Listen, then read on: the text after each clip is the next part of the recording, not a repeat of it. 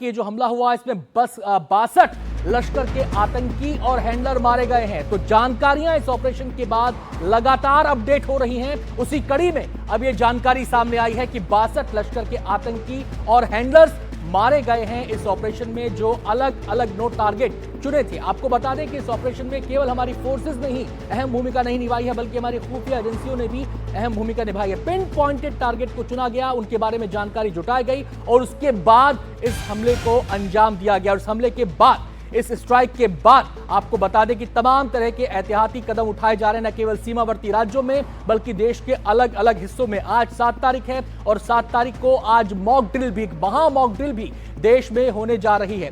तो आपको बता दें, सूत्र हमें यह जानकारी दे रहे हैं कि आतंकियों की जो संख्या फिलहाल सामने आ रही है, 62 लश्कर के आतंकी और हैंडलर मारे गए हैं। यह संख्या शुरुआती संख्या है, इस संख्या में इजाफा हो सकता है, क्योंकि मुरीदके में जो लश्कर का हेडक्वार्टर है वहां हर समय काफी संख्या में आतंकी मौजूद रहते हैं और भारत ने कसम खाई थी कि आतंक को निस्तनाबूद करेंगे, उसकी जमीन को, बची कुची जमीन को मिट्टी में मिला देंगे। और आज मिट्टी में मिलने की वो तस्वीरें पूरा देश देख रहा है, पूरी दुनिया देख रही है। रात की वो तस्वीरें हैं जब स्ट्राइक हुई और उसके बाद वहां पर क्या हालात थे, ये आप इन तस्वीरों के जरिए देख सकते हैं। बड़ा सा धमाका हुआ और उसके बाद अफरा तफरी का माहौल और इस आतंकियों पर जो हमला किया गया, इसमें ये आंकड़ा 62 का आ रहा है और 62 की ये संख्या बढ़ भी सकती है। तो मेरे पीछे आप ये तस्वीरें देख सकते हैं, ये वो तस्वीरें हैं रात के उस वक्त की जब हमारी फोर्सेस ने उन टारगेट्स को निशाना बनाया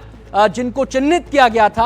और खास बात यह रही इस पूरे ऑपरेशन की कि इस पूरे के पूरे ऑपरेशन में हमने लाइन ऑफ कंट्रोल को क्रॉस नहीं किया, हम पाकिस्तान के इलाके में नहीं गए। इस बार इस ऑपरेशन की खासियत यह है, यानी कि जमीन पर उतरे बिना, लाइन को क्रॉस किए बिना हमने इस ऑपरेशन को अंजाम दिया है, हमारी सेनाओं ने इस ऑपरेशन को अंजाम दिया है। और आप देख सकते हैं तस्वीर में किस तरीके से वहां पर जो लोकल्स हैं उनके बीच अफरा तफरी देखी जा रही थी। हालांकि यह सुनिश्चित पहले ही कर लिया गया था कि इस हमले में किसी भी किस्म की कोई सिविलियन कैजुअलिटी ना हो, यानी कि जो आम नागरिक है उसको इस हमले से परे रखा जाए। केवल आतंकवादी जो हैं वो इस हमले का टारगेट थे और इस हमले को अंजाम दिया गया उन्हीं आतंकवादियों को टारगेट करके। आपको बता दें कि इस हमले से पहले लगातार भारत में बैठकों का दौर चल रहा था, लगातार अभ्यास चल रहा था, चाहे वो जमीन पर अभ्यास हो, चाहे वो नेवल अभ्यास हो। इसके अलावा जो हमारी क्षमताएं हैं उनको भी परखा गया था। आपको बताएं कि वायुसेना का इस्तेमाल किया गया। आपको ध्यान होगा कि पिछले दिनों एक्सप्रेस वे पर वहां पर जो हमारे फाइटर जेट्स थे